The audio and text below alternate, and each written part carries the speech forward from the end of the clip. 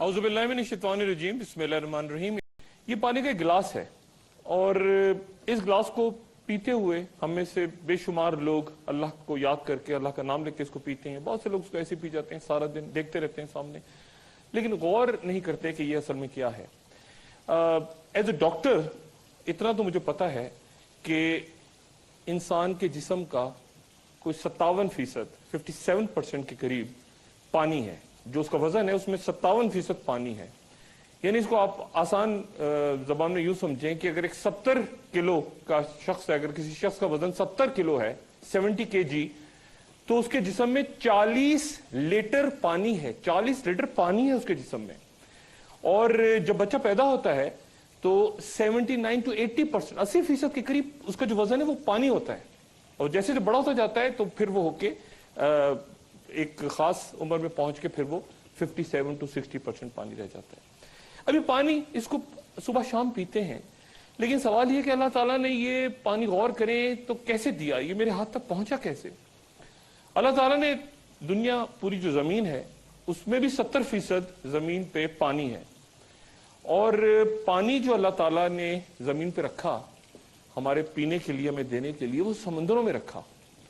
ابھی جو سمندر ہے اس کا پانی تو پی نہیں سکتے، اس کا پانی تو ہزاروں لاکھوں سالوں سے جب سے دنیا بنی ہے، کروڑا سالوں سے جب سے بنی ہے، اس سمندر میں تو مچھلیاں ہیں، جانور ہیں، اس میں مرتے ہیں روز، اس میں پتہ نہیں کتنا اس میں فضلہ جاتا ہے، وہ تو گندا پانی ہے۔ اب اس پانی کو صاف کس طرح رکھا ہوا اللہ تعالیٰ نے؟ پانی سڑتا کیوں نہیں ہے؟ سمندروں کا پانی، اس میں جانور بھی مر جاتے ہیں، اس میں سب کچھ ہوتا ہے، اس سڑ کیوں نہیں جاتا پانی؟ تو پتہ غور کریں تو اندازہ ہوگا کہ سمندر کا پانی نمکین ہوتا ہے، سلائن واٹر ہے، نمک ہے اس میں۔ اللہ تعالیٰ نے نمک رکھا کہ پانی سڑ نہ جائے، اور پھر اس کی موجیں جب وہ مسلسل ہل رہا ہے، بہہ رہا ہے، تو ایسا لگے گا جیسے واشنگ مشین کے اندر پانی گھوم رہا ہوتا ہے، صاف ہو رہا ہے۔ لیکن وہ تو نمکین پانی ہے، وہی بات، اس کو تو میں پی نہیں سکتا۔ اب میں کیسے؟ اور پھر بہت بڑی تعداد دنیا میں لوگوں کی ایسی جو سمندروں سے دور رہتی ہے، اس کو پانی کیسے ملے؟ مزید غور کیجئے، اللہ تعالیٰ نے ایک کیا نظام بنایا کہ زمین سے ایسا لگایا کہ جیسے پمپ لگے ہوئے ہیں آسمان پہ، پمپ ہیں جو اس پانی کو اٹھا کے آسمان پہ لے جاتے ہیں، اوپر لفٹ کر لیتے ہیں، پمپ، مونسون کہہ لیں اس کو آپ، جو بھی نام دے لیں، اور پھر بادل بنا دیتے ہیں اس پانی کو۔ اچھا جی، پانی اٹھ گیا زمین سے اور بادل بن گئے، غور کیجئے۔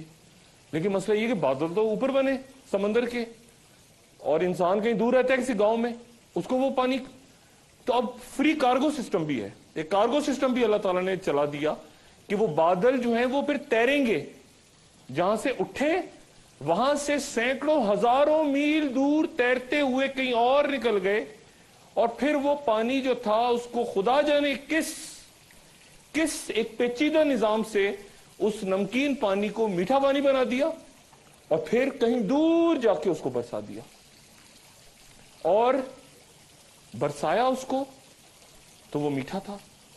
لیکن مسئلہ یہ ہے کہ اگر یہ سارا وقت ایسے ہوتا رہے کہ پانی ہی برستا رہے، میں ایک گاؤں میں ہوں، میں ایک دیہات میں ہوں، اور مجھے میٹھا پانی پینے کے لیے چاہیے، کھیتی باڑی کے لیے چاہیے، اور جانوروں کو پانی چاہیے، درختوں کو پانی چاہیے، کھیتوں کو پانی چاہیے، ہر وقت پانی برستا رہے، تو اس طرح تو کام نہیں چلے گا۔ نہ تو میں ذخیرہ کر سکتا ہوں، نہ میں زندہ رہ سکتا ہوں، نہ درخت زندہ رہ سکتے ہیں، نہ جانور، سارا وقت بارش ہوتی رہے تو پانی کا ذخیرہ کیسے؟ ہم تو ایک ڈیم نہیں بنا سکتے، ہمارے تو گھر کے جو فریج ہیں ان کے اندر پانی کی جگہ نہیں رہتی، تو پانی کا ذخیرہ کیسے ہو؟ تو اب اس پہ غور کیجیے آپ۔ تو اللہ تعالیٰ نے ذخیرہ کرنے کے لیے کیا کیا، کیا نظام بنایا کہ ٹھیک ہے انسان آپ نہیں کر سکتے یہ کام، کسی کے بس کی بات نہیں، تو بادل جا کے پہاڑوں پہ زیادہ برسے، اور وہاں پہ پھر ان کو ایک فریج یا ریفریجریٹر یا ڈی فریزر بھی اللہ تعالیٰ نے بنا کے دے دیا کہ وہ پانی برف بن کے وہاں سیف ہو گئی۔ اور اس کے بعد وہ برف دور سے دیکھیں تو کیا برف پوش نظارے ہیں، آپ اللہ تعالیٰ کی قدرت کی تعریف کریں اور بس اللہ تعالیٰ کی حمد و ثنا۔ لیکن اصل اس کا مقصد کیا ہے؟ وہ یہ کہ وہ پانی وہ آپ کے لیے ہے، وہ آپ کے لیے اللہ تعالیٰ نے وہاں فریز کر کے رکھا ہوا ہے کہ خاص وقت میں آپ کو وہ پانی ملے گا۔ اب ملے گا کیسے آپ کو؟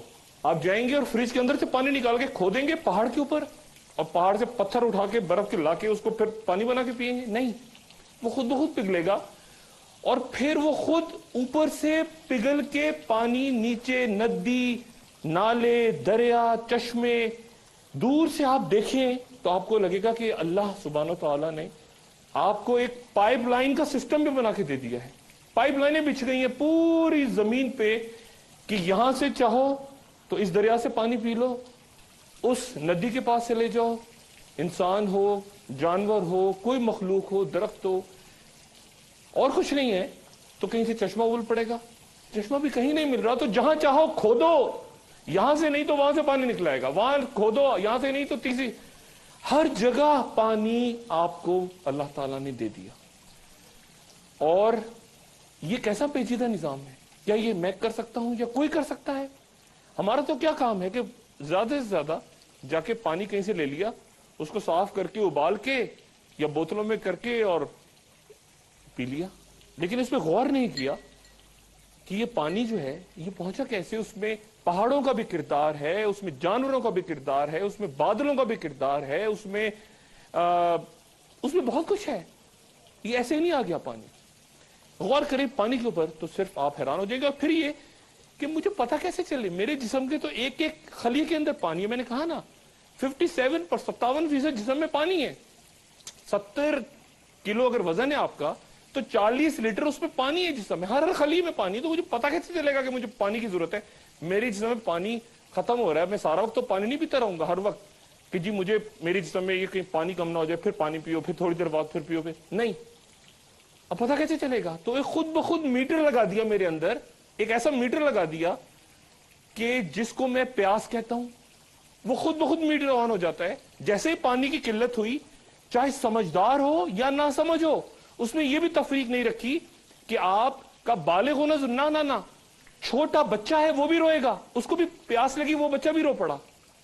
ایک ایسا عجب نظام ہے کہ ایک میٹر لگایا آپ کے جسم میں کہ جہاں آپ کو پانی کی ضرورت پڑی وہ میٹر آن ہوا، پیاس لگی اور آپ تو یہ سمجھ لی زبان تر کر لی. زبان تر نہیں ہوئی آپ کی، اصل میں پورے جسم کو اللہ تعالیٰ نے وہ پانی دے دیا.